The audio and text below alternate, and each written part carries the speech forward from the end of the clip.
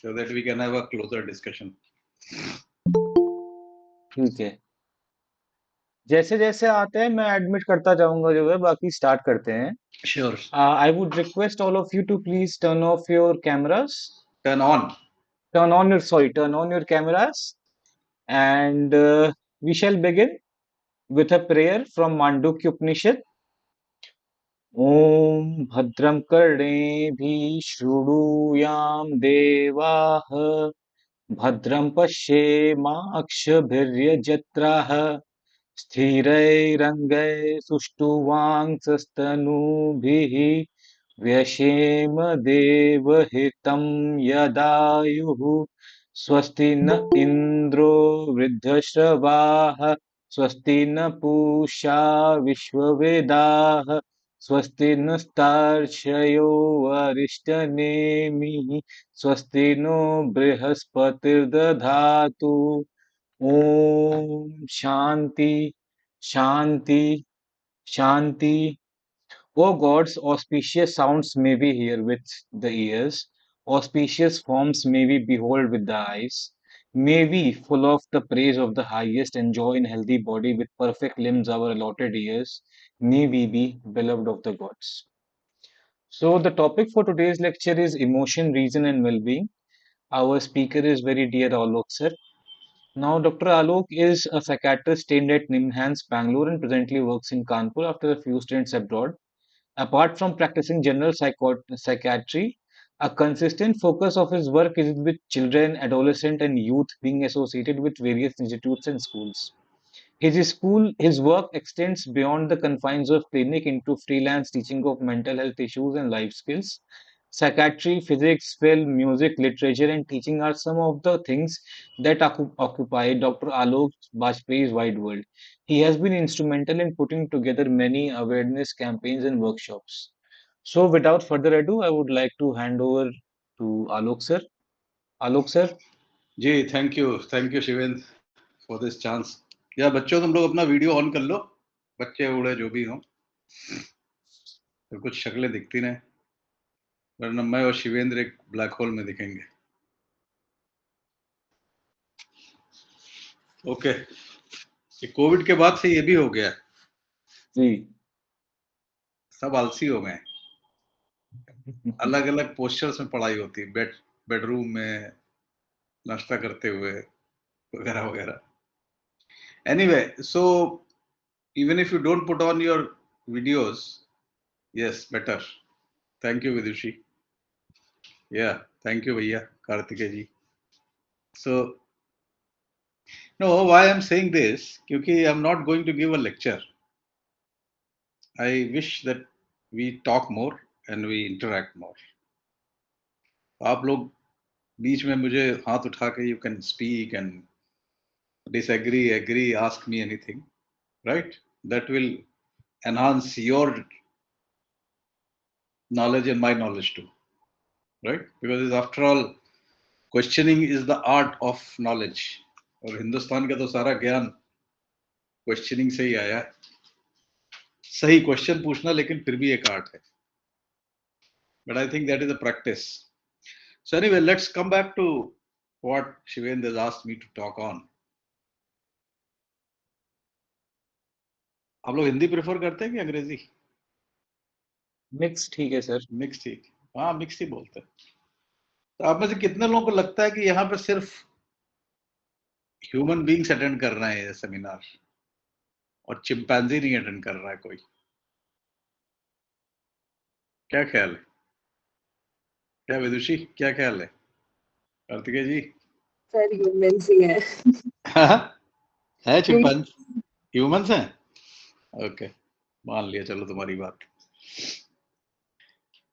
नहीं, थोड़ा बहुत तो चिंपैंजी होगा. वो इसलिए होगा कि इवोल्यूशन में एक पॉइंट तक चिंपैंजी, बोनोबोज, गोरिल्ला और हम सब होमोस सेपियंस तो बाद में आए, जो निएंडरथल, ऑस्ट्रेलोपिथिकस, जो भी थे, वो कोई इनिशियल एंसेस्टर हमारा, वो एक ब्रांच से फोर्क हुए. उस पॉइंट तक हम चिंपैंजी ही थे समझ लीजिए। तो आज भी हमारी 99% जीन्स जो हैं या मोर देन 90% वो चिंपैंजी से मैच करती हैं, पूरा जेनेटिक मेकअप। तो उतना चिंपैंजी तो हम लोग के अंदर बैठे हुआ है अभी भी, जेनेटिकली। थोड़ा बोनोबो भी होगा, और भी जानवरों से कुछ हमारा मैप करता है, चूहे। क्योंकि मुझे लगता है जब लाइफ शुरू हुई होगी वहां से, वो जेनेटिक्स से जैसे जैसे इवॉल्व होती गई वैसे वैसे स्पेसीज आती गई, और फिर हम लोग एक डाइवर्ट करके ये होमो सेपियंस तक आ गए, जैसे कि हम आप हैं। ये मैं इसलिए पूछ रहा हूं कि फर्क क्या है हम में और चिंपैंजी में, या हम में या चूहे में या कुत्ते में, या कोई अंदाजा किसी को भी? जो वीडियो पे नहीं है वो भी बोल सकते हैं। कोई फर्क है कि नहीं? अच्छा फर्क छोड़ो, सिमिलरिटी क्या है?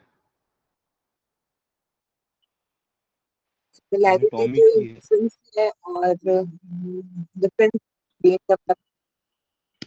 क्या बेटा, फिर से बोलो। सिमिलैरिटी जो इमोशंस है और डिफरेंस अगर देखें तो brain development. Right right right. तो इसका मतलब ये आप मानती हैं कि इमोशंस जो हैं वो एनिमल्स में है, राइट? किस एनिमल में? चूहे में? सभी पे होता है इसमें। सभी में होता है। चूहे में क्या इमोशन होता है? चूहे को हंसते हुए देखा है कभी? हंसता होगा, पता नहीं, हम लोगों को पता नहीं है। पर चूहे का एक इमोशन तो हमें मालूम है, और वो है फियर, राइट? बिल्ली के अंदर भी फियर है।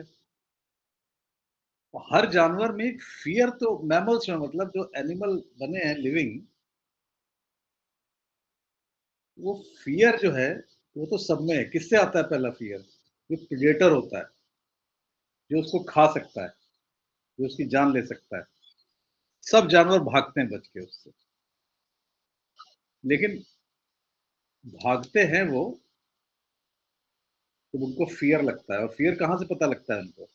जब उनके सेंसेस कुछ ऐसी चीज देखते हैं जो उनका दिमाग ट्रेन हो चुका है कि अभी शेर आ रहा है, ये मारेगा।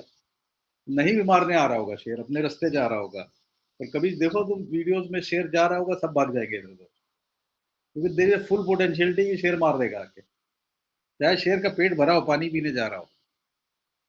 तो अफ्रीका में जो लोग जाते हैं ना, कीनिया में घूमने, उनको बहुत उन्होंने देखा है कि सुबह के समय जब जानवर पानी पीने जा रहे होते हैं तो एक लाइन लगी होती है, और हर जानवर के पीछे वो जानवर होता है जो उसको खा सकता है। लेकिन सबसे पीछे जो आता है वो होता है हाथी, वो तो खाता नहीं किसी को, राइट? तो हाथी पता नहीं किससे फियरफुल करता। तो ये चूंकि जानवरों में फियर था पहले, प्लस कुछ बेसिक इमोशन भी थे, जैसे लस्ट थी, एग्रेशन था, रेज थी। एक हाथ पे ये सब तो वायलेंट चीजें थी, और दूसरे हाथ पे उन्हीं जानवरों में जो जैसे जैसे जानवर बढ़े, जब डेवलपमेंट आया, जिनका थोड़ा सा अगर आप कह सकते हैं कि कुछ इमोशन के बियॉन्ड, जहाँ कम्युनिटी लिविंग आई, जहाँ सोशलिटी क्रिएट हुई जानवरों में, तब थोड़ा सा वो सेक्रीफाइस तो नहीं कहना चाहिए, पर हाँ थोड़ा सा अपने से निकल के दूसरे के लिए करना, और खासकर बच्चों के लिए जो उनके ऑफस्प्रिंग्स होते हैं, उनके लिए पेरेंटल इन्वेस्टमेंट, वो पेरेंटल इन्वेस्टमेंट भी था। कई जानवरों में देखने को मिलता है। कुत्ता है, उसके बच्चे होते हैं, अगर आप पास में भी जाइए तो वायलेंट हो जाता है ना? तो बेसिकली ह्यूमन बींग्स के पहले जो डेवलप हुआ, वो ये दो चार चीजें डेवलप हो गई। एक तो सेल्फिश जीन, जिसे लॉकिन साहब कहते हैं, जीन पूरी life is about self preservation. आ गए हो दुनिया में तो सर्वाइव करो पहले। ये एक बहुत ही सेल्फिश एक्ट है। पहले तो हवाई जहाज में कहते हैं ना कि ऑक्सीजन की कमी में मास्क गिरेगा, तो आप पहले अपने लगाइए फिर दूसरे के लगाइए। ये बिल्कुल सेल्फिश जीन है, कुछ है नहीं है। कि पहले खुद को प्रिजर्व कर लो। एक तो ये सेल्फिशनेस, इस सेल्फिशनेस में भी लोगों को डेथ पता लगी, जानवरों को भी पता लगी कि डेथ हो जाती है, छोड़ के चल देते हैं। डेथ का शॉक, उससे तो ये सेल्फ प्रिजर्वेशन मतलब रिप्रोडक्शन, आप नहीं भी होंगे तो रिप्रोडक्शन, ये जेनेटिकली इनबिल्ट है हम लोगों में। सारी दुनिया में जो बच्चे पैदा करो, शादी करो, ये सब जो ड्रामा है, ये सब आर्टिफिशियल बातें हैं, शादी वादी। बेसिक नीड वो स्पीसीज चलाने की है, जो भी स्पीसीज है सब पैदा करते हैं। लेकिन उसके बाद ये पेरेंटल इन्वेस्टमेंट आता है। जब पेरेंटल इन्वेस्टमेंट आता है तो जो लोअर लेवल ऑफ एनिमल्स हैं, वहां सिर्फ वो जो बच्चा पैदा करते हैं उसको ही प्रिजर्व करते हैं और फिर छोड़ देते हैं फ्री। लेकिन जैसे जैसे इवोल्यूशन बढ़ा, वैसे वैसे हायर लेवल पे जो पेरेंटल इन्वेस्टमेंट था, उसकी वजह से सोसाइटी डेवलप हुई। चाहे वो एनिमल्स की हो, चाहे वो प्रिमिटिव ह्यूमन बींग्स की हो, राइट। इमोशन वहां पे भी थे। Again emotions of fear, emotions of security, emotions of going beyond self.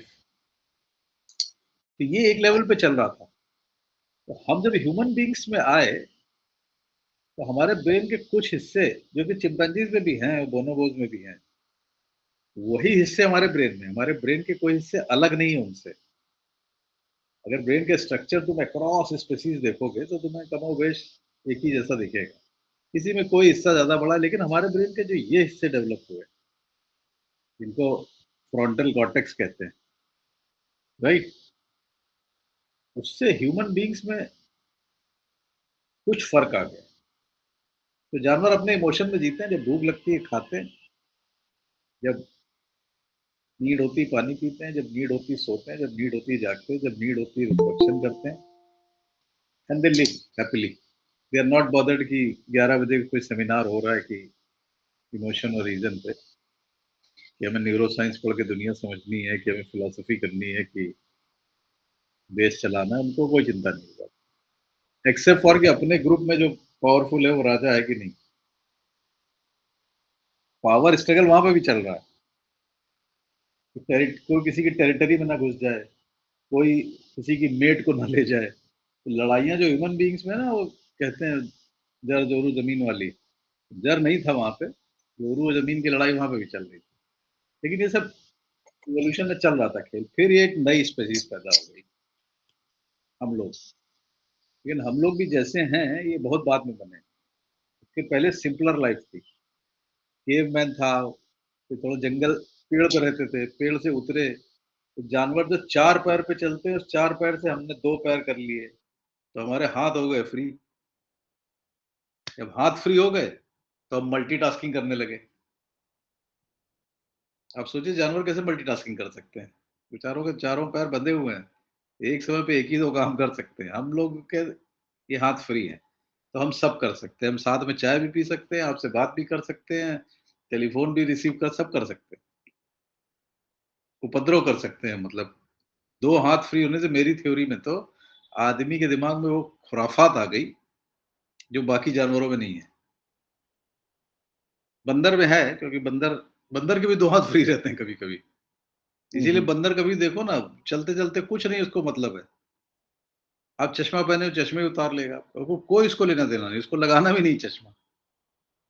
चल रहा है, वाइपर तोड़ देगा गाड़ी का। चलते-चलते कुछ कुछ भी कर देते हैं बंदर, मतलब। उनके भी हाथ फ्री होने की प्रोसेस में है एक्चुअली। तो ये हमारा आपका भी यही चक्कर है। हमारे हाथ फ्री होने से सब मूवमेंट जो बोलने-वोलने में है, ये सब इवोल्यूशनरी है। अब ये मत सोचिए कि मैंने प्लान किया है कि मैं ऐसे बोलूँगा। ये सब इवोल्यूशनरी है। फिर हमने ट्रेन किया, जैसे-जैसे हमने टूल्स बनाए, कि ग्लास ऐसे पकड़ना है, चाकू ऐसे मारना है, सब्ज़ी ऐसे काटनी है। तो अब जैसे-जैसे इवोल्यूशन में वो मूवमेंट हमारे दिमाग में आए, तो वो मूवमेंट जो थे, वो हम में आप में इनग्रेन्ड है। आप बच्चे से बड़े तक हो गए, आपको किसी ने सिखाया थोड़ा ना कि कप कैसे पकड़ना है। आप धीरे से खुद ही सीख जाते हो, सब सीख जाते हो। क्योंकि वो सब आपका जेनेटिक अनफोल्डिंग चल रही है।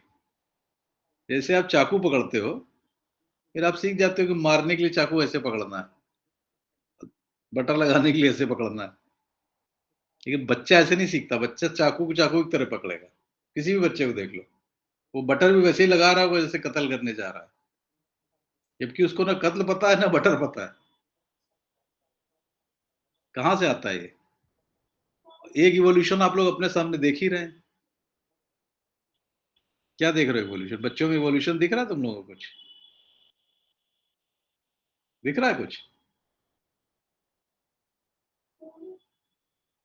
ये इससे पहले कि बोलना सीखे, चलना सीखे, कुछ भी करना सीखे, किसी बच्चे को थमा के देखो 4-6 महीने के, साल भर के, तो तुमसे पहले इसको कुछ कर लेगा। उनको सब पता है क्या करना है। Observation, right? और observation, so I think what happened to human beings was कि ये जो मूवमेंट इतना सारा हो गया, जो रेस्ट्रिक्टेड मूवमेंट एनिमल्स में था, तो हमारे सारे सेंसेस रेस्ट्रिक्ट हो गए। हम चिड़िया की तरह उड़ नहीं सकते थे, राइट? शेर की तरह दौड़ नहीं सकते थे, उतनी पावर नहीं थी। कुत्ते की तरह सूंघ नहीं सकते हैं, चील की तरह देख नहीं सकते। सारे सेंसेस हमारे रेस्ट्रिक्ट हो गए। लेकिन जो रेस्ट्रिक्ट हुआ, उसने एक दूसरा कमाल कर दिया। उसने क्या प्रेशर दिमाग में क्रिएट किया कि वो सब चीजें हमारे इमेजिनेशन में आ गई। सो इस मोटर मूवमेंट से और इमेजिनेशन से व्हाट डेवलप्ड वाज थॉट। हम लोग को पता नहीं जानवर क्या सोचते हैं, लेकिन ये निश्चित बात है कि हमारी तरह नहीं सोचते हैं वो। हम जरूर चिंपांजी को और पकड़ पकड़ के अपनी तरह सिखाने की कोशिश करते हैं। कुत्ते को नहीं घरों में सिखाते हैं लोग। कुत्ते की कोई नीड नहीं खड़े होकर ऐसे करे क्या करे। हम अपने ही डाले दे रहे हैं इमेजिनेशन कि देखो हमारा कुत्ता वेल ट्रेन्ड है, चिंपांजी ने 2 शब्द बोल लिए। ये सब हमारा हमारा खोपड़ी का खेल है। और लेकिन इस खेल से उन्नति भी हुई हमारी। जहाज बना लिए, रॉकेट बना लिए, टूल्स खतरनाक से डेवलप कर लिए, अच्छे टूल्स भी डेवलप कर लिए मेडिसिन के लिए और रिसर्च के लिए। So what I am saying, ये मूवमेंट और इमेजिनेशन के कॉम्बिनेशन से जो होमो सेपियंस का जो ट्रिगर हुआ है, right, that has differentiated us from animals. And the other thing which has differentiated, तुम लोगों को लगता है कि जानवरों का भी वर्ल्ड व्यू होता है? कुछ होता है?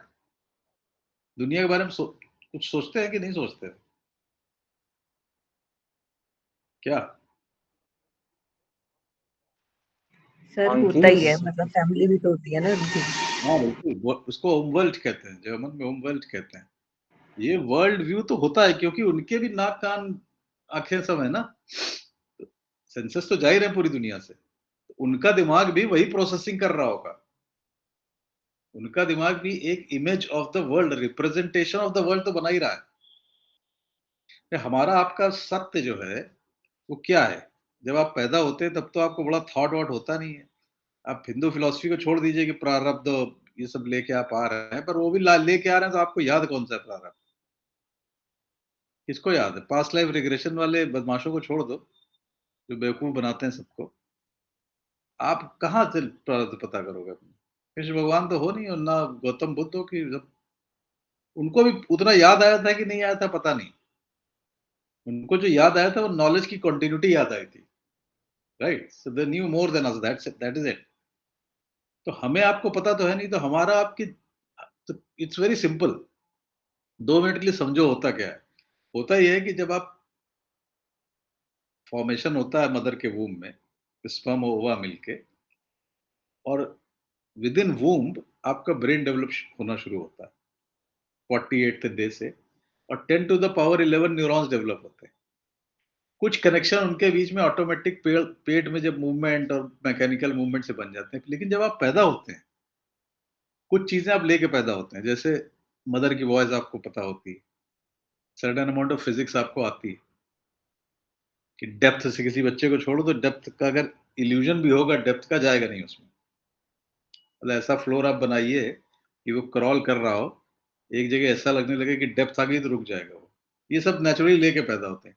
लेकिन तब से लेके 16, 17, 18 साल तक जो इनपुट आपके दिमाग में जा रहे होते हैं, उनसे आपके ब्रेन के नेटवर्क बन रहे हैं। इनिशियल ईयर्स में आपका सेल्फ कुछ होता नहीं है। आपका सेल्फ बनता है एक्सपीरियंस से। और एक्सपीरियंस से क्या होता है? बनती है मेमोरी। हम सब आप जो हैं इस वक्त बैठे हुए, ये हम सब अपनी मेमोरी का खेल है हमारा। अगर हमारी आपकी मेमोरी, अभी मेरी मेमोरी गायब कर दी जाए तो तुम्हें क्या लगता है मैं टॉक दे पाऊंगा? ये मुझे सेल्फ का ही नहीं पता होगा अपने। एक बार जब आपका सेल्फ फॉर्म होना शुरू होता है, जो कि इनिशियल ईयर से लेके 16, 17, 18 साल तक, तब फिर जो आपके दिमाग में जाता है वो सेल्फ से ही कंपेयर होता है। हम फिर उसके बीच अपनी कहानी बनाते रहते हैं। और ये सब बड़े गहन अचेतन मन पे हो रहा है। सेंसेस गए, सेंसेस से इनपुट गया। अगर मान लीजिए अभी सब आपकी आंख, कान, नाक सब बंद कर दिया जाए,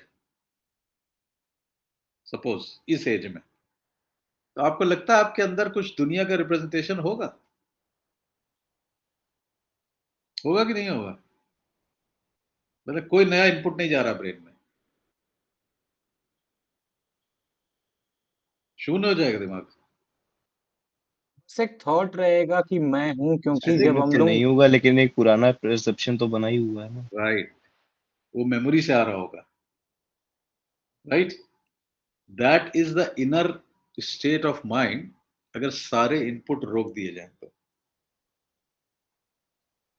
अब कोई सिग्नल बाहर से जाता है, मतलब एक ही समय पे साउंड भी जा रहा है, से भी जा रहा है, बॉडी के अंदर से भी आ रहा है, इनर पेट से आ रहा है, जॉइंट से आ रहा है। वो एक एक्सटर्नल सिग्नल है। ये एक्सटर्नल और इंटरनल मिलते मेमोरी से कंपेयर होता है और इमोशनल लेवल पे उसका इवेल्युएशन होता है सबसे पहले। ये सब जिसको आप अनकॉन्शियस माइंड कहते हैं या आउट ऑफ अवेयरनेस माइंड में चल रहा है, तो ये इंटरनल और एक्सटर्नल सिग्नल मिलके फिर एक फ्रेम ऑफ रियलिटी पैदा कर देते हैं। आप फिर उससे अवेयर होते हैं जाके। वो 400 मिली सेकेंड, 500 मिली सेकेंड, 300 मिली सेकेंड के बीच में होता है। लेकिन मिली सेकेंड इतना छोटा होता है कि हमें पता ही नहीं लगता है ना। तो हम लोग क्या करते हैं कि हमें लगता है सब कॉन्टिन्यूटी में चल रहा है। ये कॉन्टिन्यूटी में कुछ है नहीं। आप एक फ्रेम ऑफ रियलिटी है, representation of the external world. वो 500 मिली सेकेंड में समझ लीजिए फ्रेम दर फ्रेम सिनेमा की तरह। But the gap between two is so less कि आपको कंटिन्यूअस कहानी लगती है। तो फिर सवाल खड़ा होता है कि फिर हम लोग काहे के लिए इतना परेशान रहते हैं? परेशान हम इसलिए रहते हैं कि हम लोगों में इस सब चक्कर में, ह्यूमन बीइंग्स में एक और खेल डेवलप हो गया। इस सेल्फ का सेंस जो पैदा हुआ है हमारे अंदर, हम हर चीज अपनी सेल्फ की कहानी से कंपेयर करते हैं। इसलिए हमारी लाइफ जो है, जो जानवरों में नहीं होती, जानवरों में सेल्फ रेफरेंशियल है। We refer everything in this world to self. Intentionality का मतलब कॉन्सेप्ट जो है, महात्मा गांधी अबाउटनेस। जैसा आदमी जो कि दूसरों के लिए जीता था, वो भी उसका सेल्फ तो था ही। और उसके सेल्फ में नॉन वायलेंस और जो भी उन्होंने तय किया था, he could be selfless and self at the same time. Most of us we live in self। हमारी कहानी है। अभी शिवेन सुबह पूछ रहा था क्या है, मैंने कहा हमारी कहानी फायरिंग पैटर्न है ब्रेन में। मेमोरी गायब हो जाती है, सब गायब हो जाता है। फिर क्या सेल्फ? जिन लोगों को डिमेंशिया होता है बुढ़ापे में, डिमेंशिया के मरीज देखे हैं ना, मेमोरी और सेल्फ गायब हो जाता है सेल्फ उनका। उनसे कुछ कहो ना, वो लड़ेंगे ना कुछ करेंगे, क्या है? अब देखिए क्या खेल, कितना मतलब it's very complicated but it's very simple and amazing to understand. It also gives a sense of shock. ये जो लोग पूछते हैं कि भैया मीनिंग क्या है लाइफ की, तो मैं उनसे कहता हूँ कोई मीनिंग नहीं। तुम्हारा ब्रेन फायर कर रहा है, कुछ मेमोरी घुस गई तुम्हारी खोपड़ी में, उससे आपने एक्सपीरियंस बना लिया है, उस एक्सपीरियंस से आप हर चीज कंपेयर कर रहे हो, कहानी के ऊपर कहानी के ऊपर कहानी चली जा रही है आपकी, राइट। और इन कहानियों के पीछे आप लड़े जा रहे हो, इंडिविजुअल इंडिविजुअल से लड़ रहा है, मोहल्ले मोहल्लों से लड़ रहे हैं, देश देश से लड़ रहा है, जेंडर लड़ाई चल रही है, कास्ट की लड़ाई चल रही है। मुझे लगता है कभी कभी एज अ साइकियाट्रिस्ट लोग मुझसे पूछते हैं, तो मैंने कहा यार कुछ ठीक नहीं होगा, चिंता मत करो, ऐसा ब्रेन जब तक हमारा रहेगा तब तक यही कहानी रहेगी। बदला जा सकता है, बदला जा सकता है, बदला जा सकता है किस चीज से? Will say. लेकिन फिर सवाल आ जाएगा, जब सब अनकॉन्शियस ही कॉन्शियस में भेज रहा है तो विल कहाँ है आपकी? तो ऐसा एक्सपेरिमेंट हुआ है, शिवेन जी पढ़ा देंगे आपको, लिबेट का एक्सपेरिमेंट था।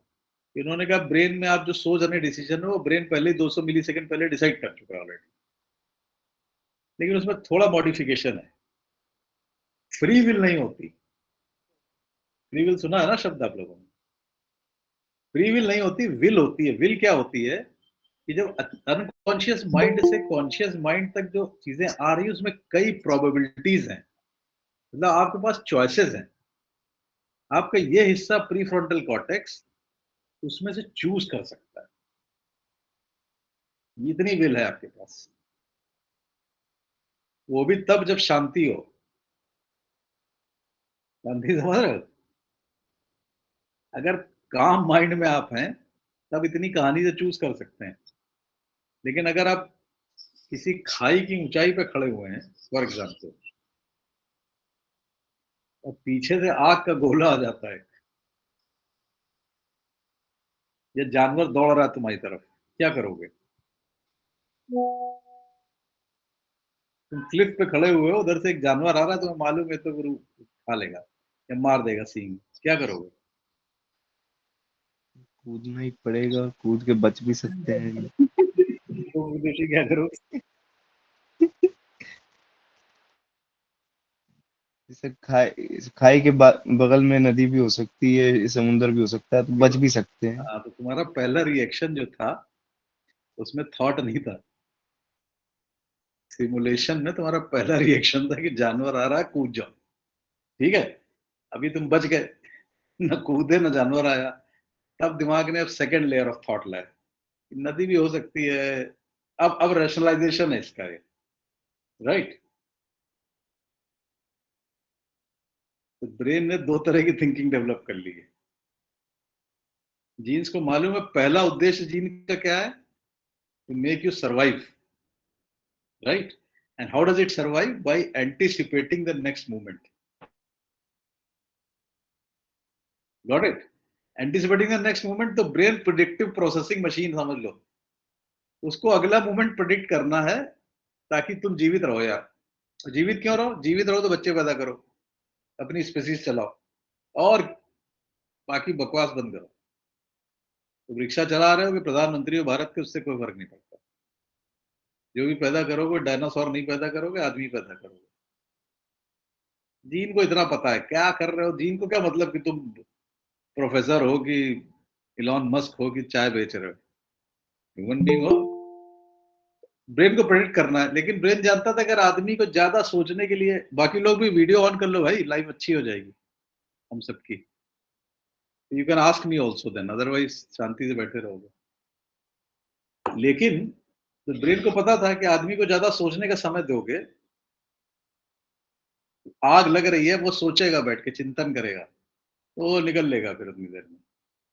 तो कुछ सर्वाइवल वाला थॉट और रिएक्शन एक्शन ब्रेन ने अपने कंट्रोल में रखा, जिसको आप रिएक्शन कहते हैं।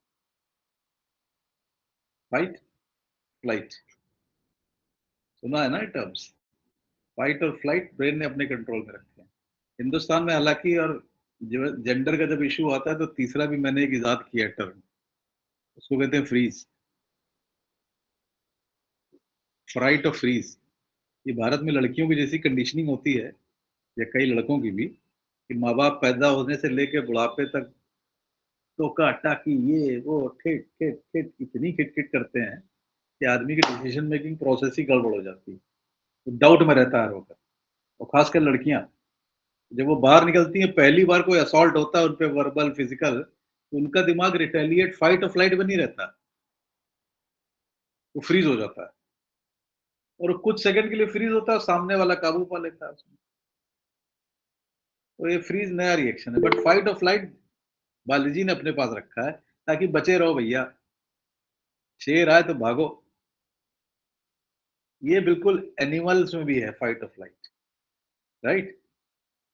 फ्रीज लोग तब होते हैं जब एम्बिवेलेंस होती है, डबल बाइंड स्टिमुलस आ रहे हैं, यस नो, खट अटक गया, हम सब हो जाते हैं। तो ये तो जान एक ब्रेन है। दूसरा आपकी काम थिंकिंग है, जब आपको रिस्क नहीं होती, जैसे मुझे पानी पीना है फॉर एग्जाम्पल, और अगर मैं कई दिनों का प्यासा नहीं हूं कि मुझे कुछ भी मिल जाए मैं पी लूंगा। जंगल में जो लोग बहुत भूखे रहते हैं वो इंसान भी खा जाते हैं, लेकिन वो पॉइंट बड़ा दूर आता है। अभी आराम से बैठा हूं तो मेरे पास चाय भी रखी है और पानी भी रखा है, तो my brain can choose what I want to drink. तो ब्रेन का काम ये है कि आपके सारे स्टिमुलस हर सेकंड, हर मिली सेकंड में लेते हुए आपके दिमाग को रियलिटी के टच में रखना, क्योंकि रियलिटी के टच में रहोगे तभी जिंदा रहोगे, है ना। कवि कह सकते हैं कि वो आग जो थी वो फूलों के अंगार थे जिसमें मुझे प्यार दिख रहा है, लेकिन रियलिटी में फूलों के अंगार में हाथ डालोगे तो जल जाओगे। तो ब्रेन का काम कवि हृदय को शांति में करना है, जीने के लिए आग में हाथ मत डालो, है ना। चांद मेरे पास आ जाए तो मर जाएंगे हम सब, इतना वजन से मर जाओगे। तो चांद वही ठीक है, मन में आ जा, ठीक है, खुशी की बात, चलो। तुम्हारा चेहरा चांद जैसा लगता है, बस सही में यार, चांद जैसा लगने लगे तो घबरा जाओगे तुम खुद। ये तो अभी बैठी थी सुंदर सी लड़की, क्या हो गया, चांद एकदम से निकल आया। You understand what I am saying? This is symbolism. A lot of symbolism has come from language, which has developed in us. So what has developed in us? Self-referential thinking, language, symbolism, the ability to think and choose. Animals can't choose much. We can choose. All these factors and the symbolism, metaphors, and all that gave us a capacity of reasoning. Reasoning मतलब कि हम morality morality कहना चाहिए। और तात्पर्य मेरा यह है कि जो भी आप कर रहे हैं, नहीं कर रहे हैं, वो भी इमोशन से आ रहा है, क्योंकि आपके ब्रेन में रिवॉर्ड सेंटर्स होते हैं। आप कुछ करते हैं, आपको अच्छा लगा, लेकिन एनवायरनमेंट से फीडबैक गड़बड़ आया, तो आपके दिमाग में एक पनिशमेंट का एहसास होगा। तो अगर आप ठीक ठाक कनेक्शंस हैं आपके ब्रेन के, और बहुत ध्वस्त बीमार कनेक्शंस नहीं है, तो आप वो काम नहीं करोगे। या आपने कुछ काम किया, उससे आपको अच्छा लगा और बाहर से भी कोई नेगेटिव इनपुट नहीं आया, तो आप फिर रिपीट करोगे। रिवॉर्ड पनिशमेंट सिस्टम है ब्रेन में। मॉरलिटी की बिगिनिंग ये है, जब भी शुरू हुआ होगा। कुछ लोगों को लगा होगा ये काम गुरु बुरा है, गाली देना बुरा है, मारना बुरा है, ठीक है। इनफैक्ट मैं अभी वायलेंस और नॉन वायलेंस पे काम कर रहा हूं, तो ये सारा हिंसा का कॉन्सेप्ट ना, जानते हो कहां से डेवलप हुआ था? क्या हम तो हिंसा कर देंगे, सेक्रीफाइस कर देंगे, ठीक है, और सारी प्रेयर के बीच में भी मांग लेंगे कि हमारे साथ ना हो। ये मनुष्य शुरू से पगला है। खुद मार रहे हो, इसलिए मार रहे हो कि जिनके लिए मार रहे हो उनसे प्रार्थना कर रहे हो कि हमें नुकसान ना हो। ये तो गांधी और बुद्ध ने आके अहिंसा को फैला के लोगों के लिए एक प्रोएक्टिव बात बताई, वरना ब्राह्मणों ने तो बड़ा मस्त रखा था माहौल कि हम तो सेक्रीफाइस करेंगे। अहिंसा कुछ थी नहीं उनके लिए, अहिंसा इतनी थी कि अगर वापस हमारे साथ ये हो गया तो लफड़ा हो जाएगा, इसलिए अहिंसा भी मांग लो। तो ये आदमी को पता होता है गड़बड़ कर रहा है वो, हम सबको भी पता होता है क्या गड़बड़ करना है। तो रिवॉर्ड पनिशमेंट सिस्टम में अब रिवॉर्ड पनिशमेंट तो हो गया, लेकिन उसके ऊपर फिर हमने शब्दों से मॉरलिटी डेवलप करी। मॉरलिटी मतलब एक जो भी वर्ड वैल्यू सिस्टम एक जनरेट किया, सिस्टमैटिक। वैल्यू सिस्टम में मॉरलिटी अंदर से इनवॉलंटरली अनकॉन्शियसली डेवलप हो गई, लेकिन एथिक्स जब डेवलप की गई, that was a more philosophical system जिसमें बैठ के कंसेंसुअली एग्रीड सिस्टम्स ऑफ एथिक्स लाए गए. Ethics is the only thing which has emerged out of human thought, not morality. पाप पुण्य नहीं, पाप पुण्य जो है वो कंडीशनिंग है कि लड़कियों तुम ऐसे कपड़े ना पहनो, हाँ, ये पाप पुण्य क्या है, ये अननेसेसरी की मॉरलिटी है. एथिक्स ये है कि consensually agree कि we are all human beings, we should behave in a certain way so that other human beings can also live, we should be dedicated to work, to honesty. ये ethics है, मेरा commitment है, शब्द है. जैसे पुराने जमाने में बड़ी वैल्यू होती थी कि मैंने कहा, मेरे शब्द हैं. आजकल तो क्या है, तो क्या फर्क पड़ा. तो ये ethics is human, that has emerge from human reasoning. So when you talk of reason, then we also talk of whether we are rational beings or not rational beings. Reason, rationality, logic, ये सब वैसे तो एक जैसे शब्द लगते हैं, लेकिन बड़ा फर्क है इनमें. रैशनैलिटी क्या होती है? रीजनेबल थिंकिंग होती है, एक रैशनल थिंकिंग होती है, और एक लॉजिकल थिंकिंग होती है. क्या फर्क है कुछ? नहीं. रैशनल मेरे ख्याल से ज्यादा इंट्यूटिव है, रीजन में आप जो है जो आपके नोन फैक्ट्स हैं आप उनके बेसिस पे कुछ कर रहे हैं कि भी डिराइव कर रहे हैं राइट, किसी कंक्लूजन पे, राइट. रीजन इज मोर या cause and effect, isn't it? हाँ, यस. और और लॉजिकल? और लॉजिकल में आप एक्सपेरिमेंटल ज्यादा है कि हाँ अगर कोई चीज आप कर रहे हैं एंड उसका कोई रिजल्ट निकल रहा है तो बेस्ड ऑन दैट आप जो है या किसी अच्छा, कंक्लूजन पे there drive is a very करते हैं. Subtle difference. Logical is very very inherent thing, often automated, right. इसके लिए आपका दिमाग, आपकी, तो मैंने तुम्हें बताया ना, सारा कंडीशनिंग और आपका सेल्फ वेल्फ ये सब डेवलप हो रहा है बचपन से लेके आज तक. तो इसीलिए आजकल न्यूरो साइंस कहती है कि पहले जिंदगी के जो शुरुआती ईयर्स है ना, जहाँ नेटवर्क डेवलप हो रहे हैं, वहीं सीख करो इंसान को. अगर उन 6-7 साल में आपने कायदे से ट्रेन कर दिया thinking, even thinking, if you teach kids thinking at that time, then they will become rational and reasonable human beings. ये बुढ़ापे में जब करना शुरू होता है तो गांधी बनना पड़ता है. हाँ, मतलब गांधी भी हमारे तुम्हारी तरह थे, डरते थे, ये थे सब, नाप शनाप चीजें किया करते थे. एक पॉइंट पे उनको लगा नहीं क्या कर रहे भाई, then he started transforming. So to change at that level after adulthood, that requires hell lot of effort, even to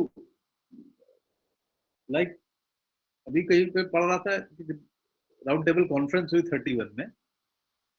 एक दिन तो गांधी मौन रखते थे मंडे को, तो उस दिन बोले नहीं कुछ. उस दिन रखी इसीलिए गई होगी, बुड्ढा मौन रहता है, चलो. तो गांधी थे वो, अगले दिन बोले वो 87,000 शब्द बोले गए पूरे दिन में. गांधी 1 घंटा बोले, 57 वर्ड्स पर मिनट, कैलकुलेटेड, एब्सोल्यूट, वो बोलना है. But that is a training, that is a training. So if you have to do training, train kids in the, है ना शिवेन? जी इस उम्र में तुम ट्रेन करोगे तो इतने ही बच्चे ट्रेन हुए हैं जो बैठे हैं यहाँ पे. ये है, दुनिया ऐसी चलती है यार. चलो कोई बात नहीं. तो मेरा अपना थॉट में क्या है कि logic is inherent, step by step to a goal, right. Reason is cause and effect, ये सब इनहेरेंट आपको पता लग गया, ठीक है. लेकिन rationality is very difficult. Freud कहता था we are rationalising being, not rational beings. समझे गुरु? रैशनल बीइंग जो होते हैं वो हर पूरे पर्सपेक्टिव में चीज देखते हैं. रेशियो इज फुल पर्सपेक्टिव ना. 1/2 1/2 is equal to 1, half half, 1/3 1/3. पूरा रेशियो है, part of the whole, that brings in rational thinking. Irrational thinking जो होती है वो रेशियो बिगाड़ देती है। तो एक चीज लॉजिकल हो सकती है, तो इरेशनल भी हो सकती है। 9/11 में टावर में प्लेन डाल दिया गया, पूरा लॉजिकल काम था, है ना? इरेशनल था, लेकिन क्योंकि क्या पूरे पर्सपेक्टिव में क्या हासिल हुआ उससे? हाँ, गोडसे साहब ने गांधी जी गोली मार दी। 10% 15% लोग जो उनके खिलाफ थे, उस समय तो खैर पूरा देश ही इरेशनल हो गया था, क्योंकि जो आदमी उनका भला कर रहा है उसी को आपने खत्म कर दिया। जैसे बांग्लादेश है, मुफलिसी से उठ के अमीरी की ओर जा रहा था, खुद कुल्हाड़ी मार ली पैर पे। इरेशनल काम। ऐसे तुम कहो तो लॉजिकल पूरा है, खेल पूरा लॉजिकल था कि यहां से ये करो तो वो करो तो कभी कभी अलग भी हो सकता है, कभी कभी एक भी हो सकता है। But given all this, we have a big fallacy. We do not realise कि व्हाट हमारे सारे थॉट, हम सोचते हैं वी आर थिंकिंग। तो मैंने अभी तुम्हें क्या बताया, 500 मिली सेकंड में क्या हो रहा होता है ब्रेन में? मेमोरी और इमोशन से आपके सारा परसेप्शन का कलर हो रहा होता है। तो हमारे कॉन्शियस माइंड तक जब तक प्रोबेबिलिटीज आती है ना कि ये पॉसिबल है, ये पॉसिबल है, it's already laden with emotion. हमारा कोई थॉट ऑब्जेक्टिव नहीं होता, एक्सेप्ट फॉर कि आप गणित कर रहे हो, साइंस कर रहे हो, वो भी आप नहीं कर सकते अगर आपका इमोशन मन ना लग रहा हो उसमें, तो है कि नहीं? ये बड़ी मिथ है ना कि लड़कियां गणित नहीं कर पाती। तो भाई, तो बहुत दोस्त हैं जो गणितज्ञ हैं, लेकिन तुम सोचो, उनको प्रॉब्लम थोड़ा ना, उनका ब्रेन भी उतना ही है। ये आदमी कुछ भी कहते रहे, पेट्रियार्कल सोसाइटी कुछ भी बकवास करती रहे, सब कर सकती हैं लड़कियां, क्या क्या नहीं कर सकती। लेकिन प्रॉब्लम क्या है, एक बार भय बैठ जाता है उनके मन में, तो अगली बार गणित का सवाल जब आता है तो इमोशन ही नहीं जा रहा आपका। ये इमोशन नहीं होता थॉट में, इसीलिए तो इतनी विधाएं, इतने डिसिप्लिन, इतनी ब्रांचेस खुली हुई। वरना तो फिर क्या है, चलता रहता है जैसे चल रहा है, राइट? तो हम जो रीजन समझ रहे हैं, तो इसीलिए हमारी सोसाइटी में एक दूसरा प्रॉब्लम हो गया साइकोलॉजी के एंगल से। कभी इमोशंस पे ध्यान नहीं दिया गया। हमारे एथिक्स भी उठा के देख लीजिए, बहुत दूर तक, नाट्य शास्त्र को छोड़ दो, बाकी कोई इमोशन पे ध्यान ही नहीं दे रहा। रैशनल बनो, सही डिसीजन लो, एथिक्स करो, कर्म करो, धर्म करो। अरे भैया, इमोशन तो हैंडल करना सिखा दो किसी को, क्रोध तो हैंडल करना सिखा दो। नहीं सिखाया गया, क्योंकि हमें सिखाया नहीं गया, इसलिए मैं तो मानता हूं हम सब जेनेटिकली फ्लॉड हो गए। हमें नॉन वायलेंस, वायलेंस कोई हमें लगता है बड़ी नॉर्मलाइज चीज है। दूसरे हिंसा करना बड़ा नॉर्मल है हमारे लिए। अब हिंसा ही है, और क्या है? जोर से शब्द शब्द का दुरुपयोग करना हिंसा ही है। तो एक तो ये, उस चक्कर में क्या हुआ, फ्रॉयड आया। फिर फ्रॉयड ने कहा कि भैया, इमोशंस जो हैं वो हाइड्रोलिक पंप होते हैं, वो आपका सब बिगाड़ सकते हैं, वो हैंडल करना सीखो। लेकिन फिर कॉग्निटिव लोग घुस गए उसमें, वो स्किनर घुस गया बिहेवियरिज्म लेके। फिर कॉग्निटिव लोगों ने तो और कहा कि नहीं, इमोशन कुछ नहीं होते। 50 साल कॉग्निटिव लैब, ये लैब बन गई कॉग्निटिव साइंसेज डिपार्टमेंट। अब जाके कुछ एक दो लैब बनी जिनको कॉग्निटिव अफेक्टिव साइंसेस कहते हैं। अब जाके बुद्धि खुल रही है 5000 साल में कि भैया कुछ गड़बड़ हो सकती है। दैट प्रॉब्लम इज, ये तो सबको बचपन से बताया जाता है कि सेंसिबल बनो, रैशनल बनो, सोचो। क्या सोचे हो? क्या सोचो? सोचना उसको ये है कि इमोशन कैसे हैंडल करना है। इमोशन हैंडल करना तो सिखाओ किसी को पहले, तब उससे बात करना आगे बड़ी बड़ी। तो जब नहीं सिखाया जाता तो ये सब क्योस होता है जो है।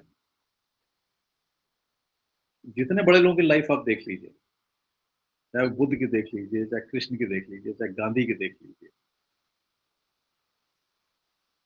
क्राइस्ट को मैं इसलिए नहीं कहता हूँ कि क्राइस्ट वन साइडेड इमोशन लगता है कि जो करना करो, आई विल सफर, बजा लो जितना होगा, मैं ले लूंगा, तुम्हारे पाप पुण्य सब मेरे। गांधी जी भी यही करते थे, लेकिन गांधी जी स्मार्ट थे थोड़ा, वो तो पॉलिटिशियन थे ही वो। गांधी ने कई लोगों का मिश्रण पैदा कर दिया था, कृष्ण का, बुद्ध का और स्वयं अपना। इसलिए he could bring in those concepts like ahimsa and made them to a force. Gandhi की ahimsa was not absence of हिंसा, जैसा कि ट्रेडिशनली समझा जाता था। गांधी की ahimsa was a decision, rational decision. Why I'm saying it was very rational, because that is the only way by which maximum people could get benefited. One. And second, उनको मालूम था हिंसा करने से पहले तो तुम अपने नुकसान कर लोगे। जो गाली दोगे गुस्से में, अभी जो काम कर रहे हो वो छोड़ के दिमाग एक तेजी में आ जाएगा, फिर उलझ जाओगे, फायदा क्या? 10 मिनट अपने नुकसान होंगे। ये आदमी को समझ में नहीं आता। कुछ काम कर रहा है, कोई चीज प्रॉब्लम हो गई, मेड ने कुछ कह दिया सपोज, अब हम ये काम छोड़ के, अरे ये क्यों किया तुमने, अरे छोड़ो ना, 2 मिनट या जो काम करो उस पर ध्यान दे लो, छोड़ो। But then your whole system gets like this, your speech, your emotions, your, तो आप इसको नॉर्मल लाइफ कह सकते हैं। नॉर्मल आप इसलिए कह रहे हैं क्योंकि सब ऐसे ही हैं। Normal is not healthy. जरूरी नहीं कि सैनिटी हो उसमें। तो मैं तो बहुत एक्सट्रीम स्टेप कहता हूँ। ये 46, 47, 48 के आसपास ना, पूरे देश में, पूरे सब कॉन्टिनेंट में एक ही सेन आदमी था बस, एक ही महात्मा गांधी बस, बाकी सब बकवास कर रहे थे। सबका दिमाग की रैशनैलिटी घुस गई थी कहीं। जो उनके साथ थे 2 4 5 लोग, राइट। कोई इमोशन, गांधी ने हार्मोनाइज किया था इमोशन, और वो बुद्ध ने भी किया था। तो बुद्ध का तरीका अलग था। बुद्ध का तरीका था कि डिजायर हटाओ, पीछे हट जाओ।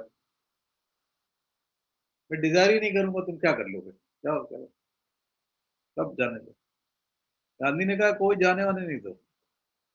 क्राइस्ट कहते थे सब सफरिंग कर लो, सब अगले वहां मिलेगा तुम्हें दूसरी दुनिया में, है ना।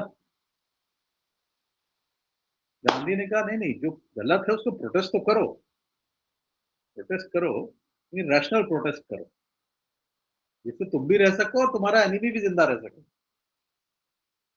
गांधी की जो अहिंसा है वो डर से नहीं आई है, वो कॉन्शियस थिंकिंग से आई है। एब्सोल्युटली, एब्सोल्युटली, यही कमाल था गांधी का। इसीलिए गांधी हिंदुस्तान के थॉट प्रोसेस में बड़ा इंपॉर्टेंट आदमी हो जाता है, जो अभी देश समझ नहीं रहा है।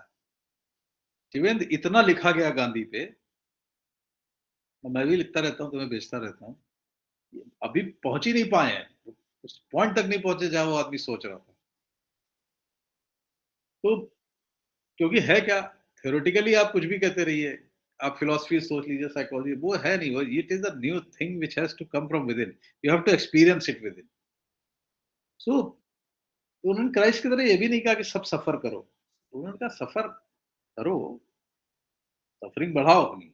जेनेटिकली भी ये बड़ी ही इंटरेस्टिंग चीज है, क्योंकि हम जैसे अगर अपने फायदे के लिए अगर मुझे किसी को नुकसान पहुंचाना पड़े जो है, तो जेनेटिकली वो बिल्कुल डिसाइडेड है। हाँ, लेकिन उस लेवल पे मॉरलिटी को लेके आना, उस कॉन्शियस थिंकिंग को लेके आना, वो अमेजिंग है, वो ट्रांसफॉर्मेटिव प्रोसेस है। एब्सोल्युटली। मैं तो मानता हूं कि Gandhi was one person who transformed his subconscious mind.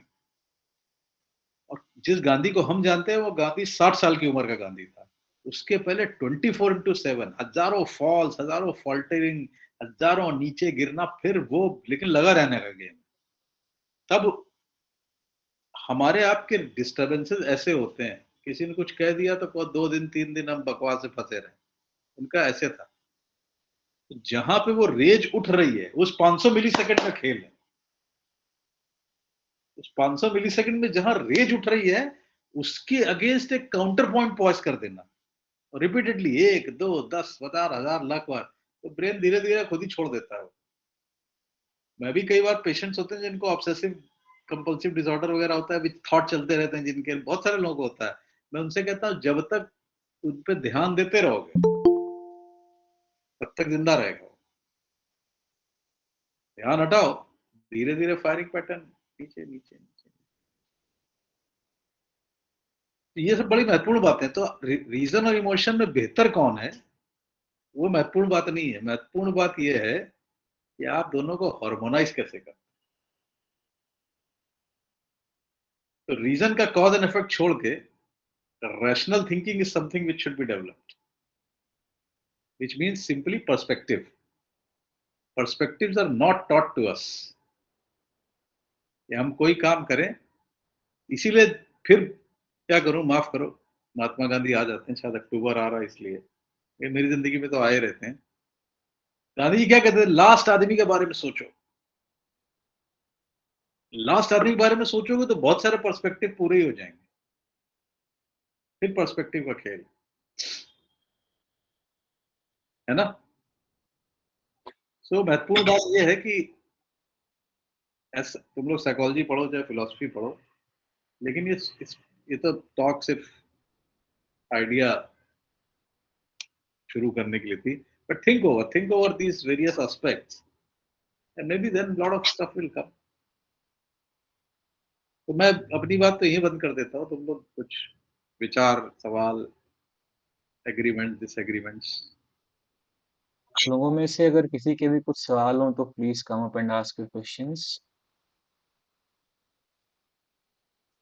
सारी बातों पे एग्री कर लोगे तो रैशनैलिटी खत्म हो जाएगी। सर जैसे आपने ये कहा कि डिफरेंट, जैसे महात्मा गांधी अपने 500 मिली सेकेंड में फायर होने वाले न्यूरॉन्स को जो है इफेक्टिवली काउंटर एक्ट कर देते हैं, तो it comes through training of course, right. तो ट्रेनिंग उनकी थी नहीं बट ऐसी।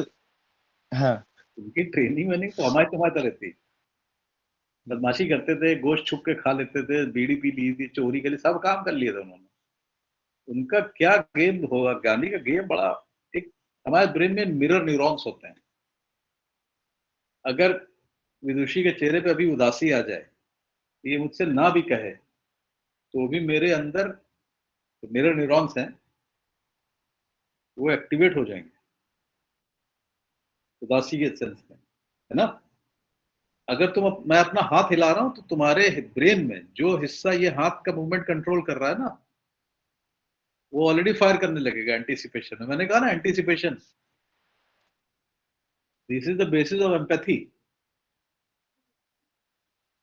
बड़ी बढ़िया थ्योरी मैंने पढ़ी थी ऑस्टिन टेक्सास वगैरह में। एक साहिबा थी जो एक मैम थी, तो हाँ उन्होंने अपनी ये थीसिस निकाली कि a healed femur is the first sign of civilisation. हाँ, वो वही है, वो तो थ्योरी है ही कि मतलब हाँ, जो आदमी को चोट लगी थी उसको ऐसे छोड़ के गए नहीं थे, उसकी केयर की गई थी। तो that is what makes us human beings. So altruism which has developed in opposition to selfish gene, that makes us human beings.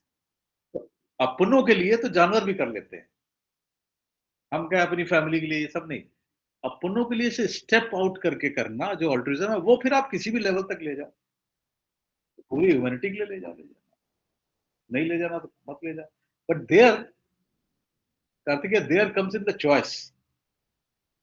तो गांधी की चॉइस थी, वरना जिस रात स्टेशन पे फेंके गए थे, हम तुम फेंक दिए जाए, हम लोग जानते हैं क्या करेंगे, अगली फ्लाइट लेके वापस आ जाएंगे,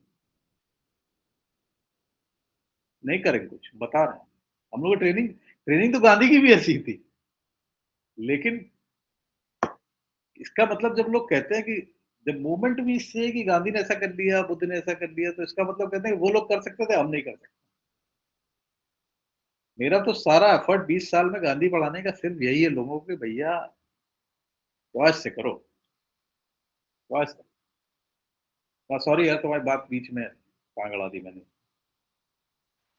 नहीं सर, बस यही पॉइंट था कि ये जैसे स्टिमुलसेस रहते हैं एनवायरनमेंट में, और आप बेसिकली उन्हीं पे रिएक्ट कर रहे होते हैं। जैसे आपने कहा कि मिरर न्यूरॉन्स फायर हो रहे हैं, कि कोई व्यक्ति अगर उदास बैठा हुआ है सेम कमरे में, तो जैसे आदमी हॉस्पिटल में जाता है, सब लोग उदास उदास बैठे हुए हैं, तो वो मनहूसियत जो है आपने आप जो है अंदर जाग जाती है। बट क्या ये चीज सही है कि हम लोग उससे अपने आप को शील्ड कर लें, या फिर उस जो है उसको ब्लॉक करें, ताकि हम लोग जो है अपना हमारी जो स्टेट ऑफ माइंड है वो हमारी द्वारा ही जो है अफेक्टेड हो, किसी और के द्वारा नहीं, या फिर उनके प्रति एम्पैथी रखते हुए जो है बस एक्शन करते रहना जो भी हमारा पर्टिकुलर अमाउंट ऑफ वर्क है, because that seems rational. Sympathy, compassion और एम्पैथी में यही फर्क है।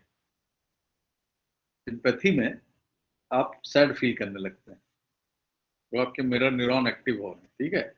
एम्पैथी में दो कंपोनेंट होते हैं, एक इमोशनल कंपोनेंट और दूसरा कॉग्निटिव कंपोनेंट।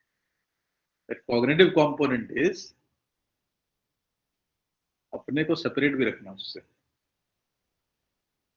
इमोशनल, आपने उसका इमोशन फील कर लिया, लेकिन आप अपने थॉट लेवल पे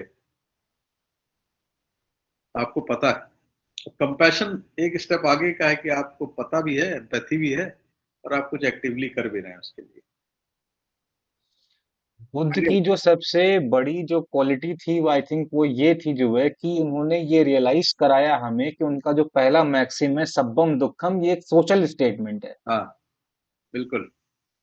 तो आप सिंपैथी एम्पैथी उसके बीच में, now this is training, this is training. But trust me, वही मैं तुम्हें जिंदगी के पहले 6-7 साल क्यों कह रहा हूं, वहां ट्रेन करो, वहां ट्रेन करो। ये 40 साल की उम्र में नहीं ट्रेन हो सकता आदमी, क्योंकि इतनी conditioning, we are all products of habits and conditioning. लेकिन इसके लिए कंटिन्यूअस एक अवेयरनेस चाहिए। हम लोग होते हैं मूवमेंट्स में अवेयर होते हैं, लेकिन फिर स्लिप इन कर जाते हैं, क्योंकि सब ऐसे ही कर रहे हैं। Again you have to stand on your own. बड़ा मतलब कठिन काम है। बातें कितनी भी करें, कितने मोटिवेशनल स्पीकर, और ये करोड़ों की तादाद में सब ज्ञान छप फेसबुक और इंटरनेट पे बरस रहा है। रोज उठा लो, सब जगह लोग ये लिख रहे हैं, ये करो वो करो, जैन गुरु ऐसा कहता था, वो ये ऐसा कहता कर रहा है। तो जैन गुरु बनना आसान काम है। मेरा मेरा क्या कहना है लोगों से कि ये सब जितना ज्ञान है, इट्स ऑल डुएबल ज्ञान, राइट। लेकिन करना पड़ेगा भाई। गीता पूरा देश रट रहा है, मुझे लगता नहीं किसी की समझ में आई। तो इसलिए समझ में नहीं आया कि उनको मुद्दे पे ही नहीं गए लोग वहां पे।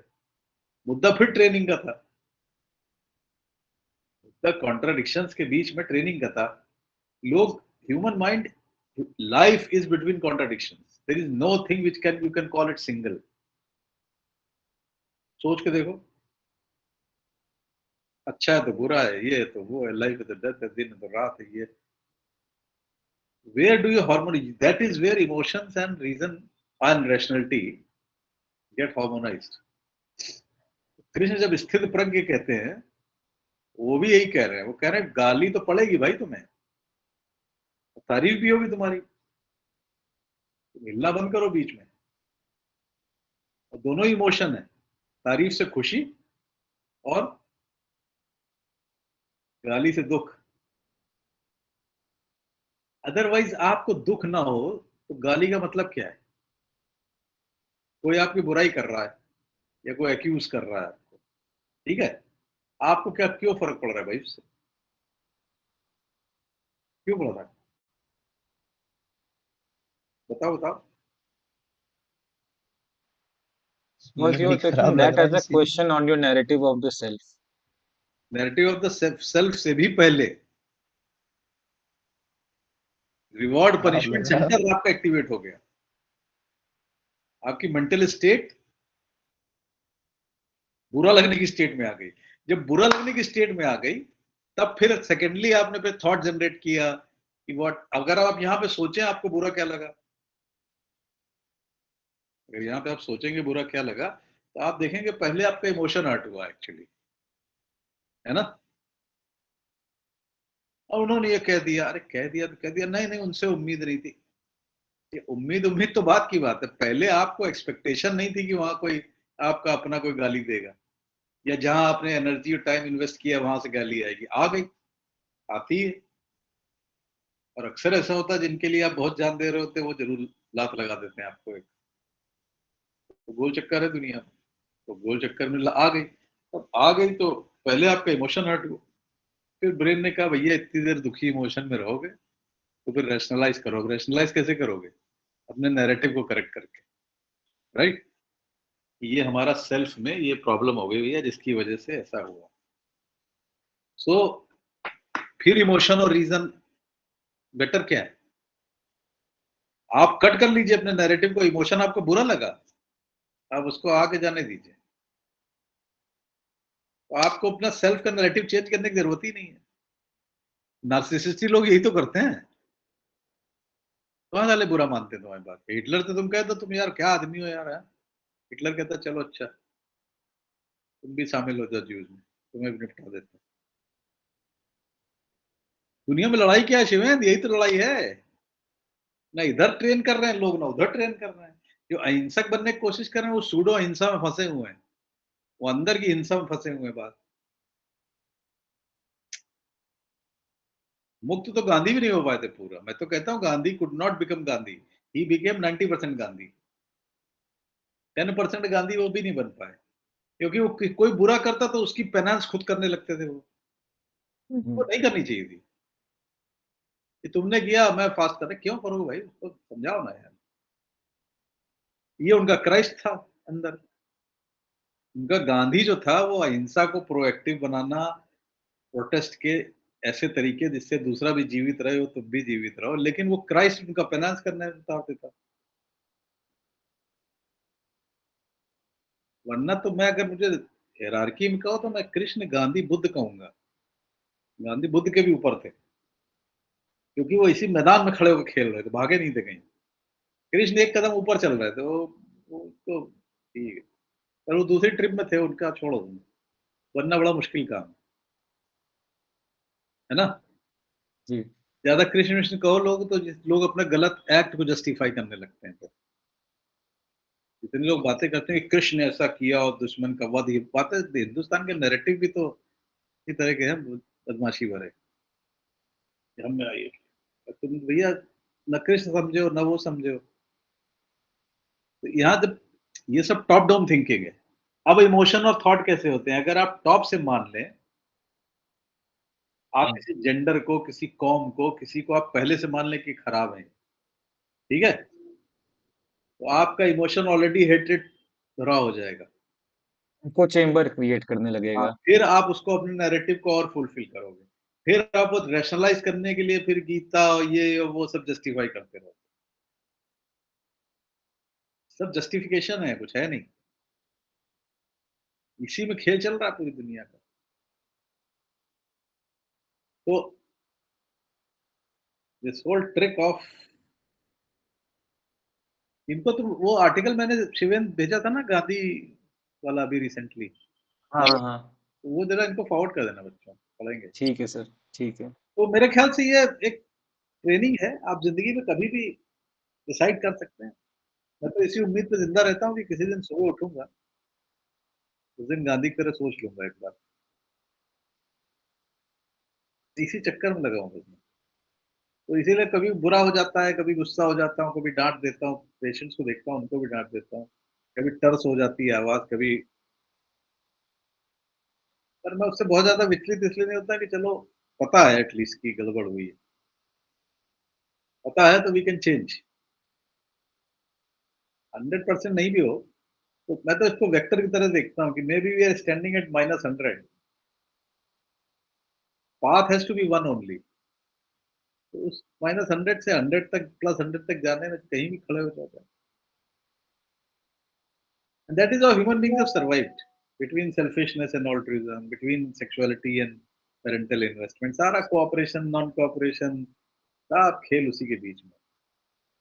लेकिन ये सोचो मैक्सिमली अगर लोग ऐसे हो जाएं आज से 20 साल बाद, लेकिन ह्यूमन बीइंग होता नहीं है, टेक्नोलॉजी है चल रही है। राइट? आप व्हाट्सएप पे कम्युनिकेट कर रहे हैं, उसमें भी इमोशन आ जाते हैं। आपको पता चल जाता है ना, कोई उधर से नाराजगी है कि नहीं, कैसे पता चलता है? आपको व्यक्ति तो सामने होता नहीं, कैसे पता चलता है?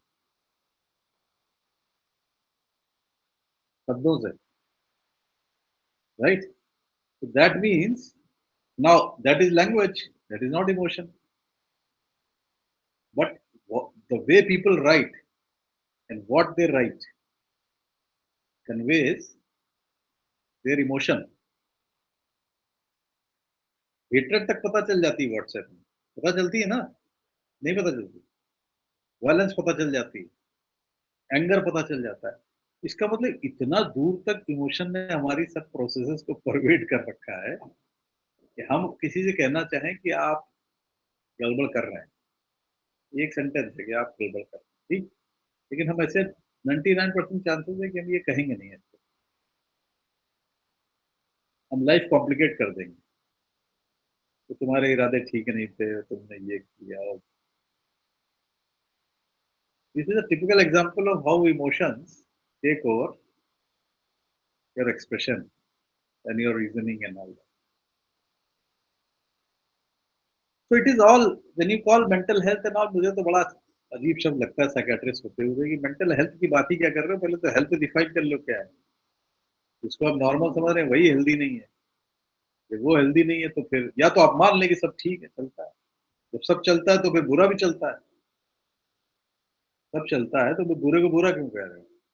तो भी अपनी जगह ठीक है, ये भी दलील है दुनिया में, सब ठीक है अपनी जगह। लोग कहते हैं सही गलत कुछ नहीं है, तो सही गलत भैया उनके लिए नहीं है जो इन सबसे ऊपर उठ के देख रहे हैं। आम आदमी के लिए सही गलत है, तभी तो जी रहा है, वरना सोसाइटी की ऐसी तैसी हो जाएगी। आई एम नॉट सेइंग कि बड़ा फेवर है मुझे सोसाइटी का, लेकिन कल एक माँ आई तो मुझसे कहने लगी कि ये हमारी लड़की शादी नहीं कर रही। मैंने कहा क्या प्रॉब्लम? बहुत प्रॉब्लम, क्या नहीं कर? 25 साल की कर लेगी जब करना है।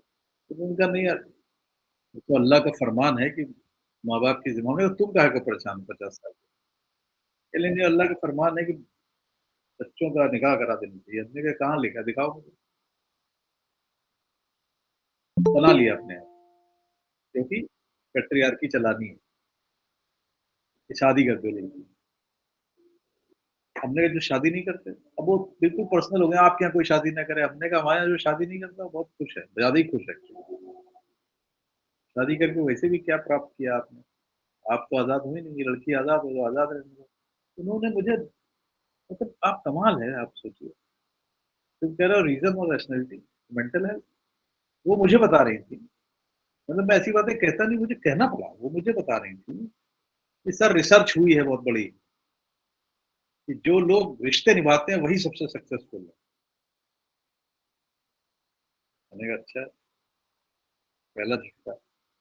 और क्या बता रही थी कि हाँ, जो लोग शादी नहीं करते वो बड़े मानसिक रूप से अस्वस्थ होते हैं, ये वो रिसर्च बता नहीं मुझे। तो हमने कहा आप क्या करती हैं? आप न्यूरो साइंटिस्ट हैं? नहीं, बोली मैं हाउसवाइफ हूँ।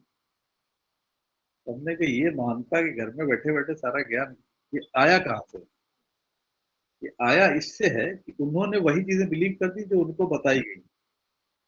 क्या मौलवी ने बताई हो, पंडित ने बताई हो, पति ने बताई हो, उस दायरे के बाहर सोचने की उन्होंने कोशिश नहीं करी। And that is what she wants to perpetrate. I told her exactly कि ये वायलेंस है, इसको वायलेंस कहते हैं। आपकी बेटी सामने बैठी है, आप उसके हर व्यवहार को बीमारी इसलिए कह रहे हो कि सिर्फ आपकी बात नहीं मान रही हो, शादी नहीं करना चाहती।